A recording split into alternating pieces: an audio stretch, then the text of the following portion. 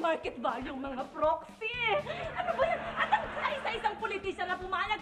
Ang dami ng sinulat niya na mga sitcoms, di ba? Tapos ang abangan ng susunod na kabanata at marami pang iba. Direct Joey, for me, is probably the best sa sitcom. Hindi ba wala naman sa public office ang asawa mo?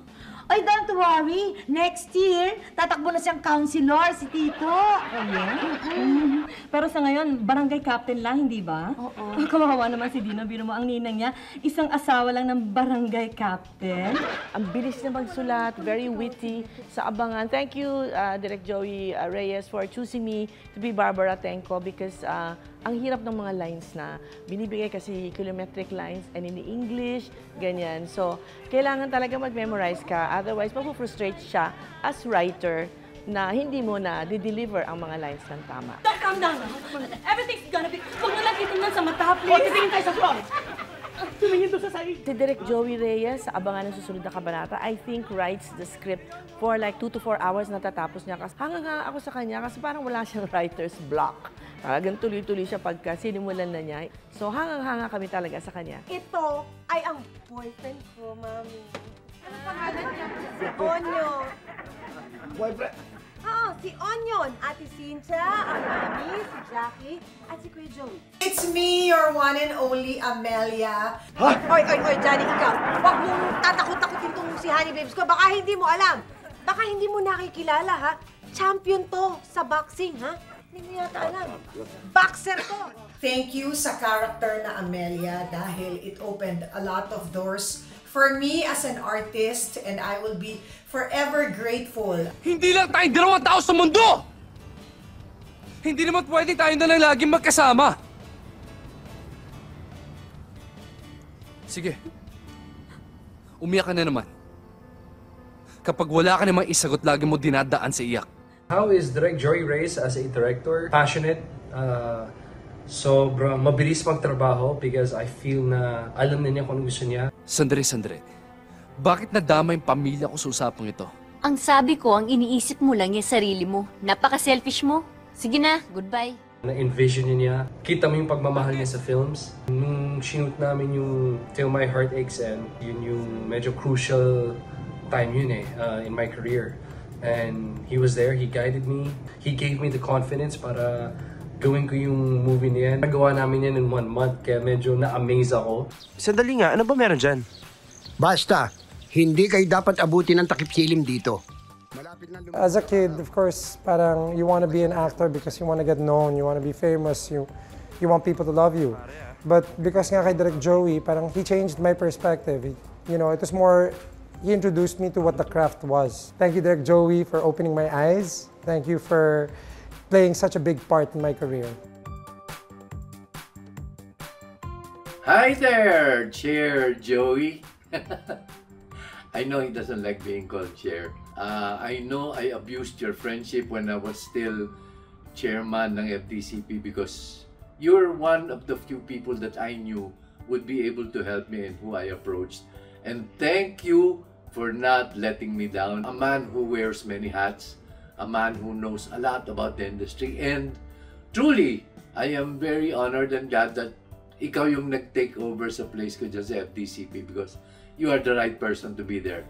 Direct Joey, Chair Joey, Friend Joey, wishing you all the best and hopefully talaga na ikaw ang magpatuloy dyan sa FDCP because I know you will be able to really help out.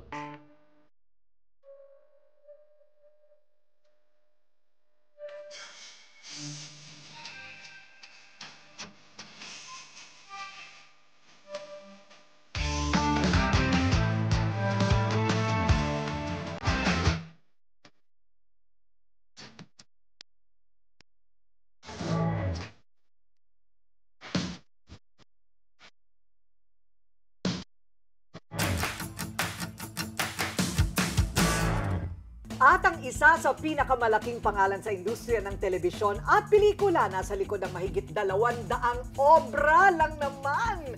Ang uupo ngayon sa ating iconic chair, dinala pa namin dito sa Maynila, ang batikan at premiadong writer-director at bagong chairman and CEO ng Film Development Council of the Philippines, Direk Jose Javier Reyes is in the house! Yay! Maraming salamat. Thank you for having me here. Thank you. Congratulations.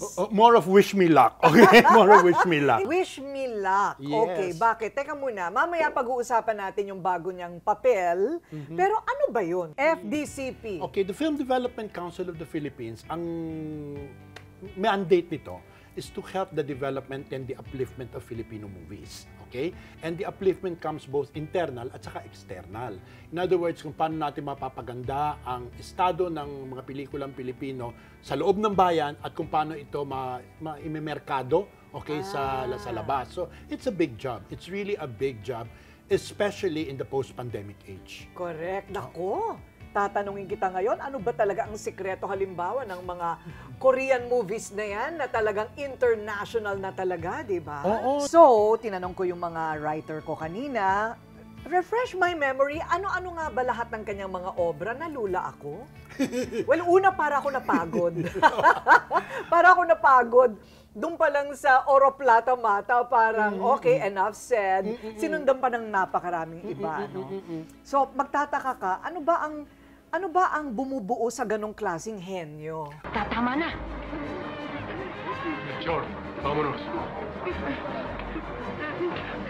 Ay, hindi naman henyo yan. Matrabaho lang ako. I wish, no? I mean, sabi ng nanay ko, ay, henyo ka. Sabi ko, hindi. Ano lang ako, tao lang ako na kailangan may ginagawa. Okay? I have this crazy imagination, kaya ang dami-dami kong ginagawa. Hindi ako mapalagay unless may ginagawa ako. At nagkakataon naman, napunta yung aking pagiging restless sa pagsulat ng mga kwento. Saka mahilig akong magbasa, mahilig akong manood ng pelikula. Higit sa lahat, mahilig akong mag-absorb ng mga kwento sa paligid ko at inilalahad ko yun sa paraan na alam ko. Ano ba? Hindi ka naman ipinapanganak na nagsusulat ka na, hindi ba? Muntik na. At maraming reasons bakit naging ganun ako. Correct. I think maybe, siya'y tubong Pasay at writer ang tatay at mahilig magbasa ang nanay. Kasi ganito yun, Corina. Menopause baby ako. Okay, menopause baby. Nakatulong ba yun? Sabi nila pag menopause baby, kapag may edad na ang babae at nag-anak pa, talagang condensed yung mga selula ng utak ng bata. Totoo ba yun?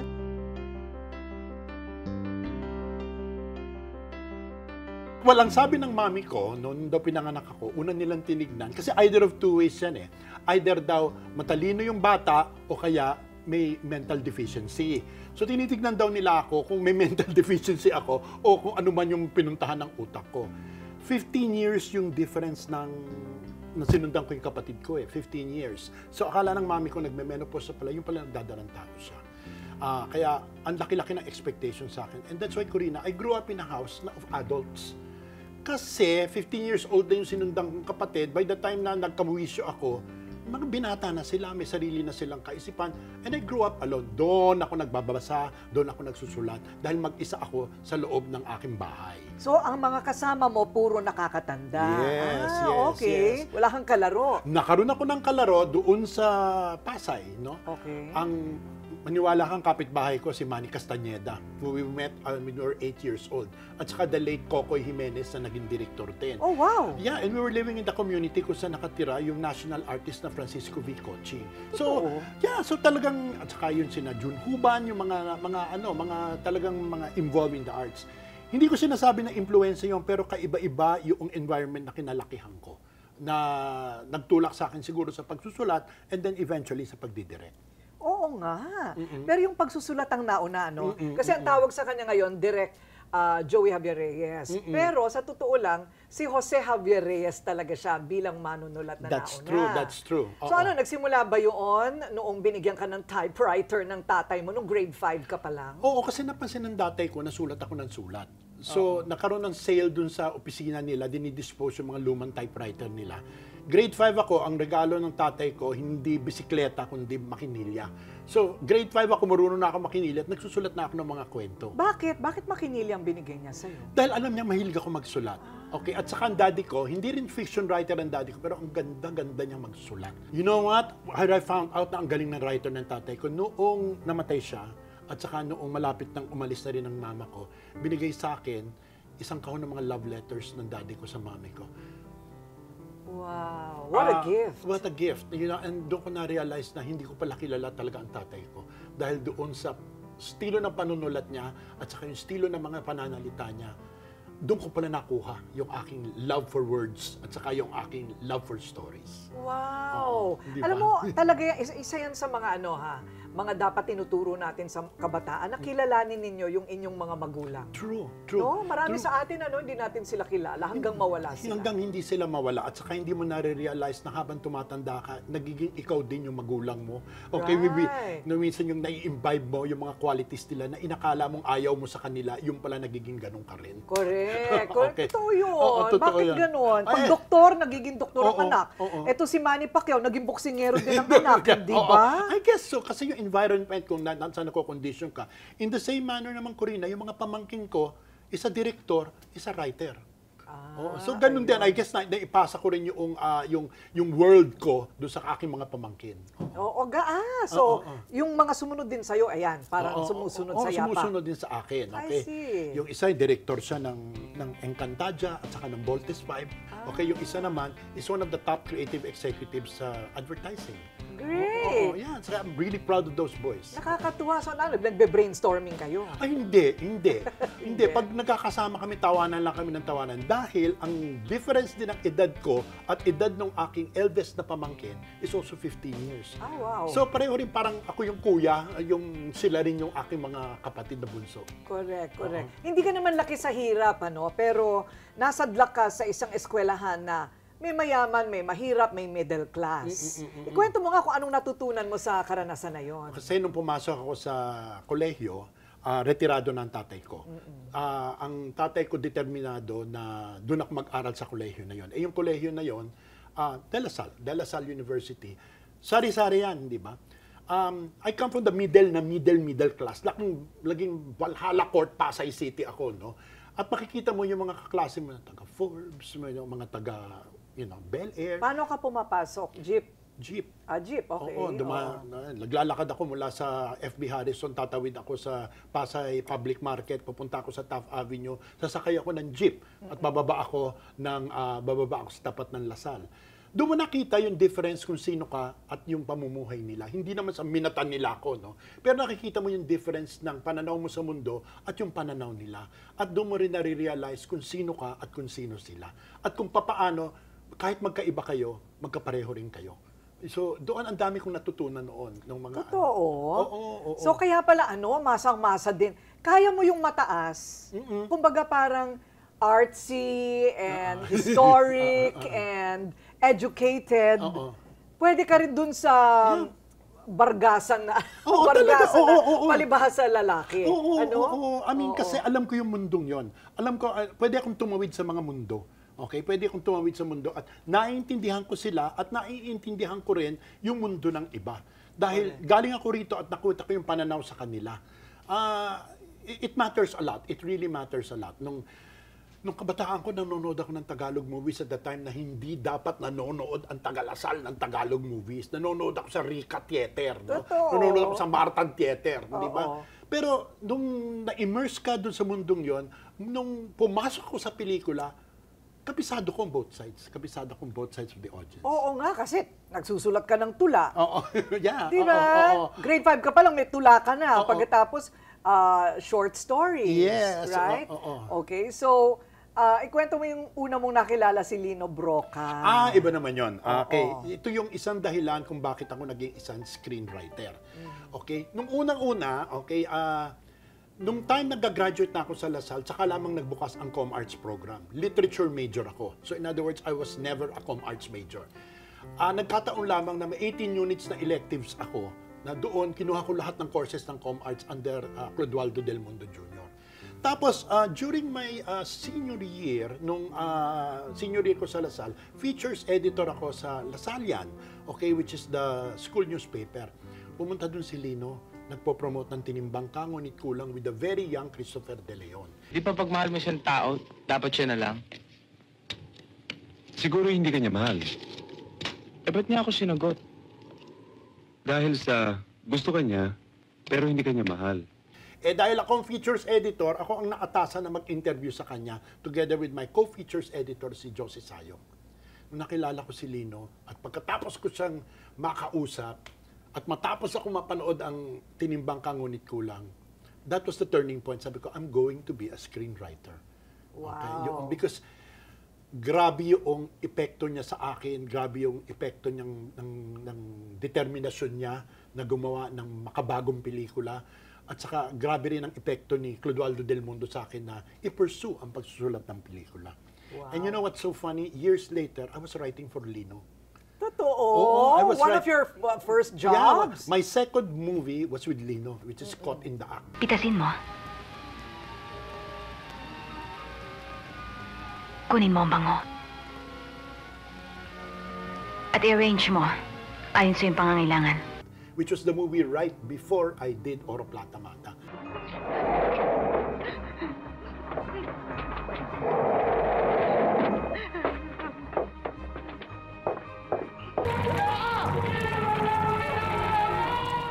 So even before I did Oro Plata Mata, gumawa ako ng pelikula with Lino. At sabi ko nga kay Lino, Lino, naalala mo nung in-interview kita sa Lasal? Sabi niya, hindi. Ay! Oo. Okay. Yun.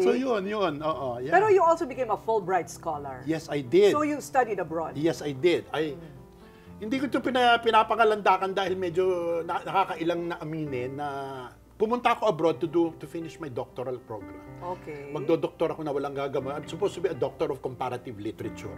Nakakuha ako ng Fulbright scholarship noong right at the very time nakatatapos ko lang isulat ang aking unang screenplay for Elwood Perez na ang title ay Problem Child na hanggang sa araw na ito hindi ko pa napapanood dahil nung pinalabas siya nasa Amerika ako. Ha? I love you. Hoy, huwag ka magsasalita ng ganyan dito sa CB. Ang dami-dami na modulate dito. I love you naman very much eh. Hanggang ngayon, hindi mo pa napapanood? Ano ba naman, Direk? Hindi ko pa siya napapanood. Yun ang kauna-unahang pelikulang sinulat ko. Pero yun, But nagturo ka muna. Oo, nagturo ako. Nagturo ka muna bago ka naging practitioner. Oo, nagturo ako. 19, ano ba yun? Nag-graduate ako ng 1977. But 1976, hindi pa ako gumagraduate. Kinuha na ako ng Lasal na maging teaching assistant. Okay, kasi pinlano ng Lasal na magturo talaga ako. Pino-condition nila ako magturo talaga ako. Noong 1977, pagka-graduate ko, nag-masters na ako at nagsusulat na ako. Nagsusulat na ako for TV. Correct. Alam mo, parang it keeps getting pushed back. Pero talagang nagpupumiglas yung gusto mo talagang maging practitioner sa TV at sa pelikula. Pero alam mo, ang masaklap niyang Corina, nung dumating ng 1984, noong pagkakauwi ko na sa States, they made me choose whether I should stay in the academy, manatili ako sa akademya at naging chairman na ako nung panahon na yun, at the age of 26, manatili ako sa akademya o magpatuloy ako ng showbiz. Ganito yung Corina, yung kinikita mo sa isang buwan sa pagtuturo. Hindi mo na kailangan tapusin ang sentence. Hindi ba? Naintindihan mo, hindi ba? Oo naman. So, nung nag-quit ako na, sama ng loob ng mga taga-Lasal na, sabi ko, babalik ako if I can afford to teach na. And bumalik ako noong 2011. Okay. Nung mayamang ka Hindi naman mayamang. Yung when I can afford to buy books na. Yun na ano ko. Hindi ka na kailangan mag-jeep. Papunta ng De La Salle. Diba? Pero ito, from school plays and college newspaper, lumaki ng husto. Di na maabot ang pangalan ng isang Jose Javier Reyes sa television at pelikula. Abangan ninyo, babalikan natin lahat ng mga obra ni Direk. Ha? Wow, cheers naman. What a childhood. Yeah, and what a journey. What a journey. At hindi pa tapos. Hindi mo akalain, parating nag-iisa noong siya'y bata pa. Ayun. Tapos kung saan-saan napadpad, yung pala, ang landing dito rin sa TV at sa pelikula. And ibahin ninyo dahil, well anyway, panahon namin ito Pero I'm sure hanggang ngayon naaalala pa rin ng tao yung Abangan ang susunod na kabanata. Ayan, pagkatapos ang palibhasa lalaki. Di ba talagang, don't you think that was like you were part or maybe one of the movers of the golden age of sitcoms? Well, thank you so much. Thank you so much. Well, kasi nung kapanahunan na yon, ang ganda ng tandem namin ni Mr. M. Nagsimula yan sa ibang sitcom pa, yung Kasi Babae. Okay, with Gloria Diaz, Bessie Badilla, okay, so Janice Jurado, Chapusit. Tapos later on, nagkaroon ng offer nung nagbukas ang ABS, sabi ni Johnny, gagawa ako ng sitcom, gusto mo sumama sa akin? Sabi ko, sige. Sabi, ang offer kasi kasama si Joey Marquez at si Richard Gomez. Ang sabi niya, ano magandang title dyan? Eh, di yung sagot ng Kasi Babae, palibhasa lalaki.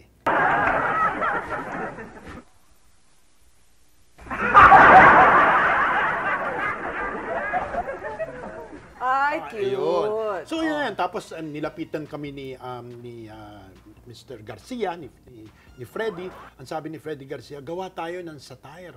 Gumawa tayo ng social satire.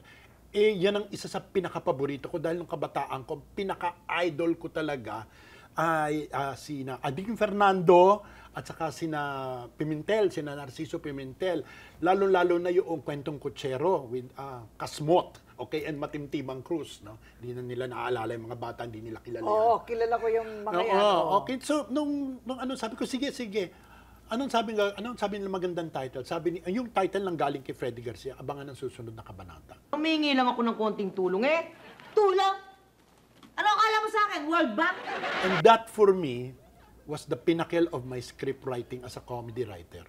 Really? No? Oo, dahil yung satire na yun, nakatabay nun ang 6 o'clock news, okay? At ang abangan, Corina, hindi na mababalik yung mga araw na yun. Oo.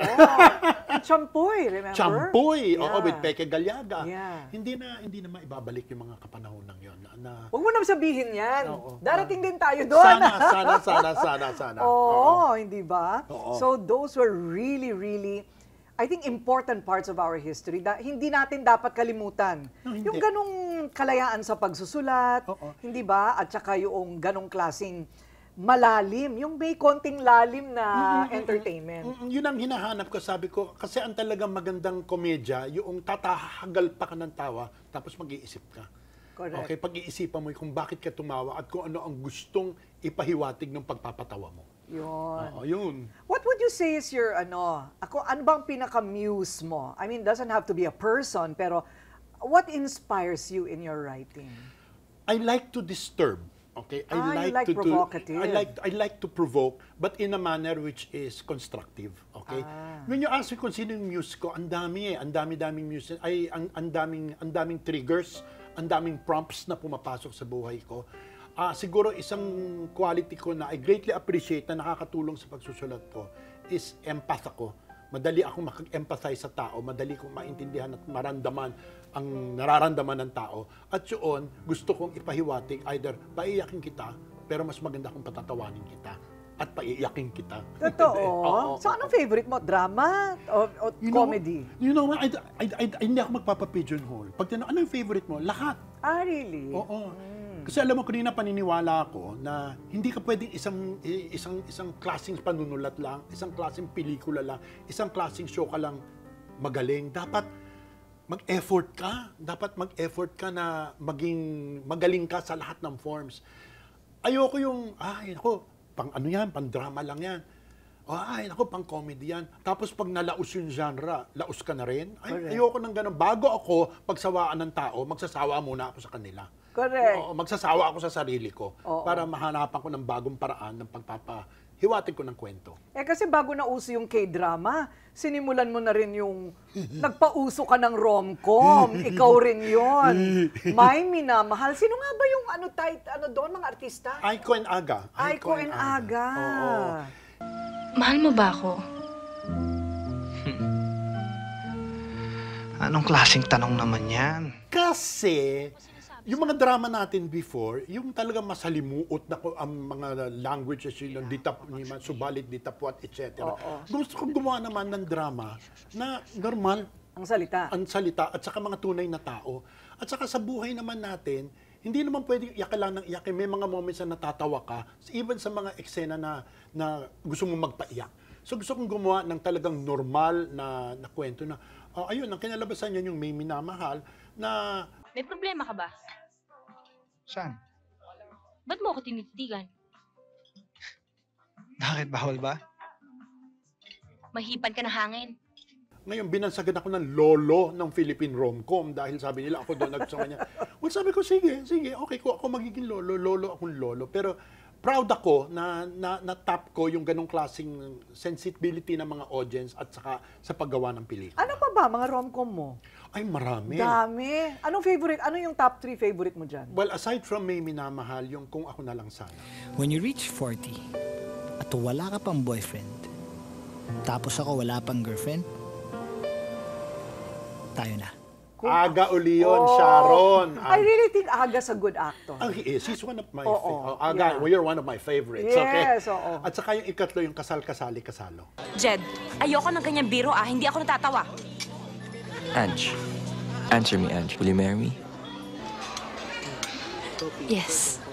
Kasal, kasali, kasalo. Judy Ann at saka si Ryan. Ay, nagkatuluyan. Oo, yan. Salimuot din ang kwento niya kung bakit na-formulate ang pelikulang yan. Konti naman 2 lines lang, bakit masalimuot? No, ganito yon. Kasi si Judy Ann, nung kapanahonan na yon, greatly identified with Piolo Pascual. Lahat ng hit movies ni Judy Ann, si Piolo Pascual ang leading man. So, ngayon, boyfriend na niya si Ryan, okay, at saka nagkakaigihan na sila. Sabi nila, isama natin Judy Ann Ryan. Hindi sigurado ang star kung papatok ito. Correct. Yung talagang real life kasi everybody expects her to be with Piolo. Ganyan naman ang star noon eh. Imagine, Aga Sharon sa akin binigay. Pag mahirap yung kombinasyon, sina-challenge ako. Ako naman, I love challenges. So, nung binigay yung project niya sa akin, sabi, anong gagawin natin? Sabi ko, alam mo, ito pa, anecdote ito. May script ako isinulat for Ishmael Bernal na hindi natuloy dahil namatay siya. Okay, magkasama kami na bina-brainstorm namin, nagkataon namatay si Bernal. Anong kwento? Kwento ito ng isang kakasal pero dahil sa pag-i-intervene ng pamilya nila, nagtana na lang sila. Ay, maganda yan. Tapos sabi nila sa akin, may title na kami, Kasal, Kasali, Kasalo. Sabi ko, teka muna, hanggang kasal lang yun. Paano yung kasali at kasalo? So sabi ko, gagawin kong trilogy na lang ito, parang 3-part story. Oo. So ayan na naging Kasal, Kasali, Kasalo. But that was originally a script I wrote for Ishmael Bernal. It's very Pinoy. Kasali dapat ang buong pamilya. Oo, true. Kasalo mo lahat. Kasalo mo lahat. Yeah, oo. At may sequel ito, Sakal, Sakali, Saklolo. Alam mo, Jel, may narealize din kasi ako eh. Career din pala ang pagiging isang magulang at pagiging isang asawa. Meron naman Sakal-Sakali, Saklolo because it was very successful. At ang hindi alam ng marami, at sana dumating ang panahon na ma-shoot ko, may third part na yan, which ends the trilogy, which is Asawa, Asiwa, and Asalto. Ay, nasan na? Hindi pa mahanap pa akong producer. Ay, okay, yun. Kami Okay. Kami na yan. Oo, yung Asawa, Asiwa, Asalto, which ends the story of Jed and Angie and their parents. Oh, wow. I'm excited. Yeah. How challenging. Alam nyo, nakakatuwa, talagang kahit puti na yung hair ni Direk. At wala nang hair si Direk. At least, sinabi ko, meron. Nag-iisip ka pa rin, Ay, ang dami mo pa rin gustong gawin. Ay, oo. Sabi ko, each time na nagigising ka sa umaga, ibig sabihin, binibigyan ka ng chance pang gawin ang gusto mo. Right. Pag nagawa mo na lahat ng gusto niyang gawin mo, at saka nung time na para mag-curtain call ka na. Pero you'd think, after the super success, the iconic status now of Oro Plata Mata, okay ka na. Teka muna, sa Oro Plata Mata, ano naman ang mo doon? Ano naman ang... Contribution. Hindi, yung spark ng henyo mo naman doon. Saan galing? Huwag kayong iiyak. Tataganin niyo ang inyong kalooban. No, actually, Oro Plata Mata, kwento yan ni Peke Galiaga. Okay? May may kwento na siya na nilatag niya sa akin. Ito pa isang anecdote niya. Hindi ako original na gusto niya magsulat niyan. Ang gusto niya magsulat niyan si Ricky Lee. Okay. Naunahan siya ni Bernal dahil inoffer ni Bernal ang himala kay Ricky Lee. So umuon na. Hindi naman pwedeng gawin ni Ricky Lee dalawang ECP. So nagkataon na ang production designer doon ni Peke, si Don Escudero, who's a good friend of mine. So Don said, I have my best friend, one of my best friends na sumusulat, baka gusto mong makilala. So pinakilala ako kay Peke. Nagkataon na nag-swak naman yung utak namin ni Peke. So ando yung core na kwento ni Peke. Kung totoo ang sinasabi ni Piring, peligroso na rin ang lagay natin dito sa asyenda. Alam mo, biggest contribution ko sa kwentong yan? Yung title. Kasi ang original title niyan was The Jungle Story. Sabi ko, ano ba naman yun? The Jungle Story. Parang Tarzan. Parang Tarzan. Nagkataon ng panahon na yun, nire-remodel yung bahay namin sa Pasay. Ang nanay ko laging binibilang yung hagdanan, Oro Plata Mata, Oro Plata Mata. Sabi ko, Peke, may title ako, Oro Plata Mata. Alaala ko pa yan. Tanim mo kung bakit. Nakasakay ako sa isang Marikina Valley bus. papuntang New Manila. At doon ko nakasabi, ay magandang title ang Oro Plata Mata. Okay. Yun. Agad niyang nagustuhan. At nagustuhan niya. Pero, Corina, you cannot rest on those laurels alone. Because I was 27 years old when I wrote that. When you wrote that, Yeah. ang aga mo nga nag-start, no? Kaya nga sabi ko, nakakatakot ito. Pag 27 na isulat mo ng ganito and you get that kind of affirmation, what will you do after, hindi ba? Correct. But you did. No, I struggled, okay, to make sure that there is still something more that you can give. What are your 3 best films? I mean, in your ano? Na dinirect ko? Oo, yung nagustuhan mo talaga. Okay, may minamahal because it gave me my character and my reputation. Marami akong inaalagaan. Alam ko na yun eh, pero paano naman tayong dalawa? Okay, ang ikalawa siguro, yung pelikula na naging napaka-controversial, pero it brought me to Berlin, okay, at the Panorama section, yung live show. Okay. Na, nagkagulong buong Pilipinas noon. At saka ikatlo, kasal-kasali-kasalo. Itong bahay na to? Oh, that's what you wanted, di ba? Thank you! Thank you! May minamahal dahil inopen niya sa mundo ko ng rom-com, live show because gumawa ako ng pelikula na hindi inaakala ng tao na gagawin ko. At saka yung kasal-kasali-kasalo because it was so much fun working with Ryan and Judy Ann. Oo nga. So parang balanse. Balanse. Hindi mo pwedeng lahat seryoso Oo naman. Diba? Wow, talaga naman. But do you enjoy writing more than directing or the other way around? I enjoy writing more than directing, especially now at my age. You know, directing can be so debilitating. Stressful. Sobra. I mean, stress ka na nga habang nagsushooting, stress ka pa pagpalabas ng pelikula dahil gusto mong kumita yung pelikula mo. At pag hindi kumita yung pelikula mo, writing is very therapeutic for me. Pero doon sa tatlo, alam mo, talagang pinakagusto ko, to teach. That's where I get my joy. That's where I really get my joy. Bumalik ka ba sa pagtuturo? Bumalik ka. Oo, noong 2011. Okay, how many years? At least, yung pangako mo, tinupad mo. Oo, kasi nag-centennial ang Lasal noon. Kasi 1911 nagbukas ang Lasal, nag-centennial. In-invite ako ng Communications Department na magturo ng isang course. Sabi ko, sige.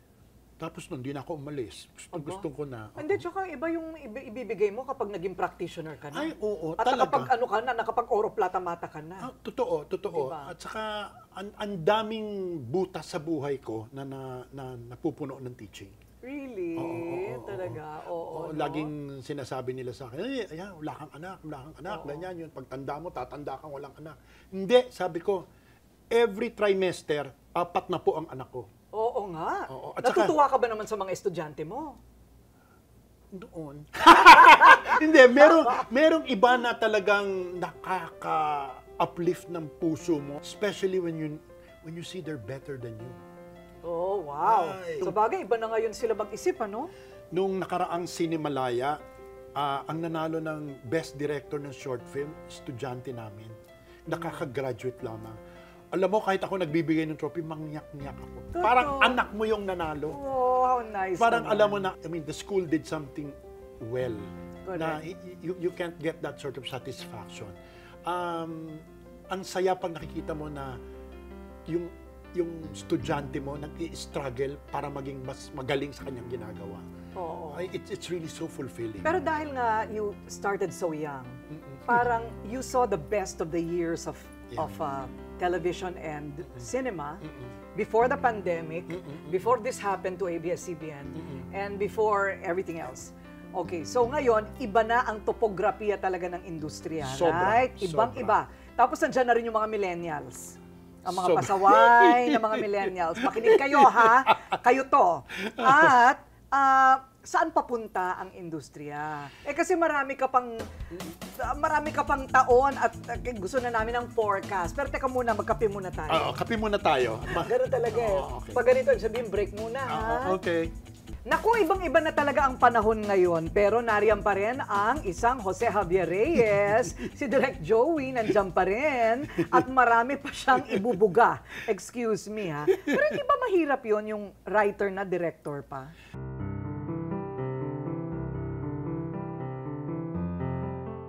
Ganito yon, okay?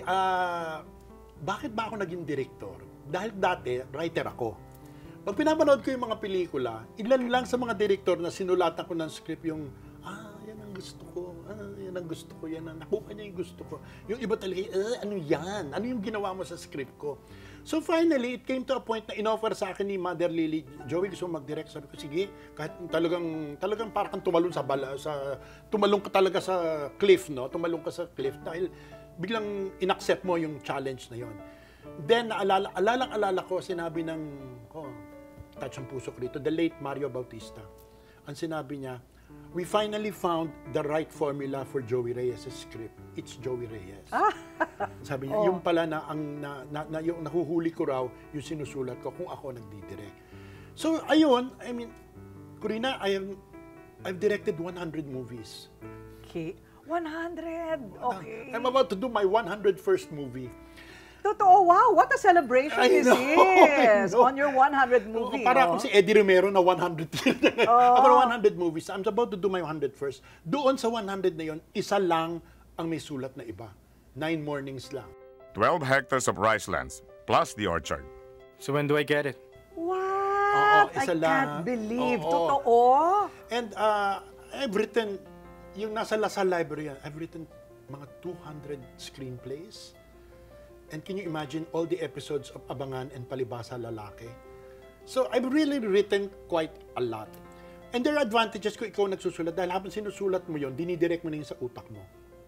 Pero ngayon, at this point in my life, I wish I can get a script of somebody else which I will direct. Kasi sawang-sawa na ako na lang ng ako. Okay. Paano? Alam mo, parang pag may makeup din yan eh. Ayoko na mag-makeup, pero ako lang nakakakuha ng kilay ko eh. Hindi totoo ha. I wish somebody could really do it for me, but no, it has to be me. So in your case, ganun din. Siguro, pero gusto ko rin ma-challenge sa material ng iba na ako ang mag-i-interpret eh. Okay. Yun. Oo nga naman, kung ikaw nagsulat, may vision ka kung ano itsura ng eksena. Sino pang makakakuha nung kundi ikaw? Kaya sinasabi lang, Joey, ba't ang bilis-bilis mo mag-direct? Kasi dinirect ko na yan habang sinusulat ko. Correct, diba? Alam mo na kung anong equipment ang kailangan mo. Alam mo na equipment, alam mo na kung ano yung paano mo i-aatakihin yung gano'ng karaming usok ang lalabas dyan. Oo, gano'n. Diba? Exactly. Iniwan niya para sa'yo. Para sa akin po ito. So ano naman yung mumunting lihim? Nandyan daw yung talagang pinakahugot mo. Ay, oo. Personal hugot, ha? Marami akong, okay, pagtatapat ko na bawat pelikula sinusulat ko, meron akong hugot sa tunay kong buhay. Pero wala sigurong kasing lalim pa ng hugot kaysa yun sa mumunting lihim na ginawa ko para sa Cinemalaya. Okay? A number of years ago. Kwento ito ng magkakaibigan na kasi pag barkada ka, kung may hinanakit ka sa barkada mo, hindi mo na lang sinasabi yun eh, hinahayaan mo na lang. Hanggang sa dumating sa punto na yung pala may malalim na hinanakit sa iyo ang kaibigan mo na nung nalaman mo it's too late to give closure. So yun ang kwento noon dahil isa sa pinakamasaklap na chapter ng buhay ko ay noong na-discover ko na isa sa closest friends ko ang lalim pala ng galit sa akin. And hindi sinabi sa akin. At yun ang masaklap pa, alam ng iba kong kaibigan. Na yung in order to keep peace among the barkada, you just don't talk about it. Those are the little secrets of friendship. Correct. So in your case, in your personal case, walang closure? Wala. Walang closure. Nakamatayan? Nakamatayan niya at siguro ang pinakamasakit noon, lahat ng close friends, pinagsalita niya sa kanyang eulogy except me. Ay, yun na yung ganti niya. Oo, yun ang sakit-sakit. Na maski yung nanay niya sabi, mag-eulogy kasi no, hindi niya gusto akong I don't wanna violate. So sino nagsabi na lang sa'yo nung dulo? Yung ibang mong kaibigan? Kaibigan. Sabi niya, ba't di niyo sinabi sa akin? Sabi ko, sinabi ba namin sa'yo, may magagawa ka? Sabi, it's not something you confront. And sabi ko, I have to write this down. Kinukwento ko nga sa nagre-research tungkol dito sa ating usapan, na habang sinusulat ko, iyak ako ng iyak. Dahil walang closure. Walang closure yun. Di ba? Nako, dapat pala mapanood ko yung Mumunting Lihim na yan. Oo nga, totoo yan, ano? Oo. Hahabulin mo lang pag nasa ospital na, yung mga ganun. Yun nga eh, na ang masaklap noon, ando doon ako sa kanya by the side nung pumanaw siya. Hindi ko alam, nagalit pala siya sa akin. Di ba? Hay nako, change topic nga tayo. Oh, change topic tayo. Pero ito direct, yung panahon ngayon, kitang-kita ko yung pagkakaiba. Una, sobrang dami ng platform. 'Di ba? May streaming. Pwede ka na magbenta sa Netflix, Prime. Pwede kang mag-vlog, gawin mo na rin. Pasok mo na lang sa Facebook yan or YouTube. At ano naman ang mangyayari sa Philippine cinema sa big screen? Yon. Ito yung mga gusto kong tanungin sa'yo. Hindi ka ba naiiyak or natutuwa ka ba na ganito na ang itsura ng industriya ngayon? Ako ay, alam mo, may side sa akin na natutuwa ako, may side din ako na naiiyak. Umpisahan natin sa natutuwa ako. Marami ng oportunidad ang mga bata para hanapin ang kanilang plataforma. Hindi lamang nagsusulat ka sa telebisyon, hindi lamang nagsusulat ka sa pelikula, ang dami mong pwedeng sulatan. I mean, kumuha ka lang ng camera, you can mag-TikTok ka lang, hindi ba? And you can do your narrative, di ba? Maganda 'yon. Okay, but at the same time, you would also have to realize yung responsibilidad mo kapag ginagawa mo 'yan at kung ano ang long-term plan mo sa iyong career kung gusto mong maging content creator. Okay? Yes. Ang nakakalungkot niyan is yung seeming na pagkamatay ng pelikulang Pilipino na sinasabi ng iba. And aaminin ko naman na may katotohanan din na pumupugak-pugak na lamang ang strength ng Philippine movies ngayon. Nung Metro Manila Film Fest, diba? May isang pelikula yung Rewind, diba? Bakit namulaklak? Biglang ganyan. Tapos, Corina, since December, up to now as we speak, there is no single Filipino movie that made money. Oo. So, ang ibig sabihin ba na ang Philippine movie industry ay 10 days a year? At yun ang magiging trabaho namin sa FDCP na to make sure na masustain ang Philippine movies. Hindi ba? More than going to festivals, more than this or that, kailangan improvein natin kung ano yung estado ng ating industriya. Ano kaya ang sikreto? Kasi biro mo, nandiyan pa rin lahat ng mga sinihan. Naghihintay pa rin na mapuno sila ulit. Alam mo, hindi ba sinasabi, may nag-research kami ng FDCP, nag-hire kami ng research group na ipapublish namin very soon na sinasabi namin na masyado bang mahal ang ticket? Siguro dahil ka at 400 pesos at kung minimum wage earner ka na 600 pesos a day, hindi ka naman gagasta ng 400 para manood ng ticket. Yung ba ang dahilan? Ang na-realize namin, hindi na ang masa nanonood ng sine. Middle class na nanonood ng sine. Na kung sila ang nanonood ng sine, anong klaseng pelikula ang gusto nila? Hindi yung dating ginusto ng masa. So, kailangan magising ang producer din na, teka, kailangan i-recalibrate mo yung mga klaseng pelikulang ginagawa mo. Ang question ko naman, paano naman ang masa? Hindi, ang solusyon namin dyan is education. You have to make them realize, okay, kung ano yung ikagaganda ng kanilang panlasa at higit sa lahat, hindi sa minamata ko sila, pero palawakin nila yung kanilang pananaw. Kanina tinanong mo, bakit ganyan ka-successful ang Koreano? Bakit? No, Diyos ko, they conquered the world. 3 dahilan. Number 1, planning ng gobyerno. Okay? This decades bago nila na-achieve itong estadong ito na may Hallyu, that they were able to turn popular culture into soft economy. Hindi lang naman pelikula yan K-pop, di ba? Yun sa K-drama, saka even movies. Pinlano nila yan for years because they don't believe in instant solutions. So meaning, pinag-aralan, may universidad pa, di ba? Exactly. Yan ang ikalawa, education. Oo. Pinaplano namin din na nung eskwela ko, sa CSB, na kunin yung curriculum ng mga Korean universities para professionalize natin ang pagiging artista. Dapat hindi ka makontento sa pagiging celebrity. Dapat maging artist ka. Yun ang kailangan i-imbibe mo. At yun ang pinaka-importante doon sa 3 at successful sila, Corina. Ang Koreano, mahal ang Korea. Oo nga. Parang gusto kong kumain ng bulgogi. Tuwing manonood. Oo, di ba? Tuwing manonood ako doon. Mahal ng Korea. Kaya yun ang pinaplano namin dito sa FDCP na natin ang Pilipino na mahalin din nila ang Philippine movies. Alam mo, Corina, sa isang pinag-usapan ito sa isang survey na ginawa ng isang broadsheet, tinanong nila what do you think of Philippine movies? May nag-comment, Philippine movies are dying. May sumagot to sa comment na yon. Please Let It Die. Oh, grabe naman yun. Yung, hindi yung ba alam ang sinasabi mo? Parang hindi niya alam at sasagutin ka ng bonggang-bongga ng bagong FDCP director sa aming pagbabalik. Maghanda ka na kung sino ka man.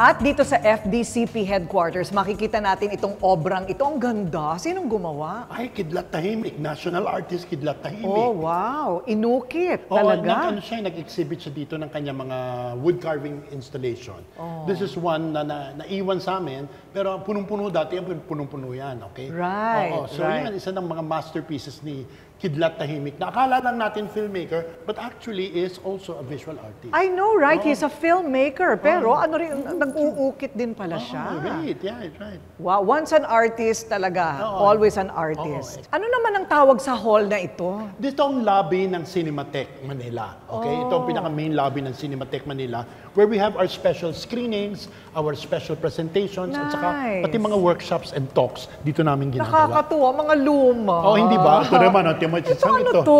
It's the old editing machine. Dito nung 35mm pa, dyan mo dinadaan yan, tapos dyan mo pinuputol. Dito mo tinitignan kung ano yung mga images ng negatibo. No way, naabutan mo pa yan. Oh, inabutan ko pa naman No. yan. Inabutan ko yan. Hindi pa naman ganyang kaluma yan. Pero... Bakit parang galing World War I? Hindi, siguro lang dahil medyo, hindi ba yung metal nag-react na sa environment. Pero dati yan, nung 35mm pa mga pelikula, ginagamit ito. But it's for film. Yeah, it's for film. Okay, this was used until mga 1983.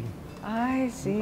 Kasi ako naman, TV lang, pneumatic Pneumatic, kami nun. di ba? Yung mga pneumatic tape noon. Naku, kaya naman pala ikaw ang pinili na FDCP director. Ang dami mo nang pinagdaanan at ito ang pruweba. Oo, soon ilalagay na rin ako dyan, okay? Kasama ng mga makinaryang yan. Oo nga. Pwede namang buhay pa lang, meron na. Well, mga national artists naman ito, mga ito. I Okay? know. Minana namin ito noong ang chairman pa si Bricho da Santos. Correct. O isa-isahin natin yan mamaya. Ano muna ang ginagawa ng isang FDCP director? Okay, marami. Okay, kasi ang function ng FDCP, tatlo. Unang-una, training and education. Yung tinetrain mo ang mga nagtatrabaho sa pelikula, kung paano sila maging mas improve at mataas yung antas ng kanilang trabaho. Education din, hindi lamang para sa filmmakers, kundi pati sa mga estudyante at pati na rin sa audience. Okay? And then thirdly, magbebenta kami. Binebenta namin ang Philippine films and the Philippines. Tumupunta kami sa film festivals para ilako literally ang mga gandang pelikulang Pilipino at ang mga trabaho at obra ng mga producers natin sa iba't ibang bayan. Okay, may mga pavilion tayo dyan. You're the best person for the job. Oh, thank you naman. Sabi rin ng best friend ko. Then, ang last niyan is, in order, sa amin sa aking pananaw, is to sustain the Philippine movie industry, especially at this point. Yun ang biggest challenge namin. To keep doing films and to keep improving the films and to keep Philippine movies in a competitive market. Mangyayari ba na kahit man lang fraction lang ng success ng mga Korean movies and entertainment maabot ng Pilipinas? You know, we hope so. But it's not only the job of the FDCP. Dapat lahat ng stakeholders magkaisa. Lahat ng stakeholders, ang mga producer, ang mga theater owners, lalo-lalo na ang audience. Dapat maniwala tayo sa kakayanan ng Pilipino para maniwala ang mundo na worth tayong panoorin.